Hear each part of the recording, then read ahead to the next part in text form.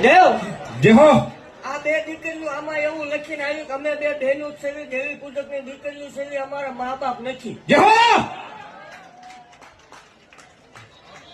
તો જો હાસા છે એના માટે હું શું જ કહું. મામા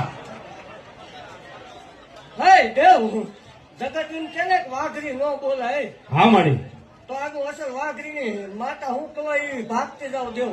જે હો હે દેવ જગત એમ કે ભૂવા ભેગું કરે હે, મામા તો દેવ એવું જગત જાહેર છે, હા માડી રેકોર્ડિંગ થાય છે જગતમાં જાહેર ભાગતી જાવ છું ભલા જે હો કે આ બે દીકરીઓ પરણાવવા થાય ને બે દીકરીઓ 21 લાખ રૂપિયા નો આપું મારો જે હો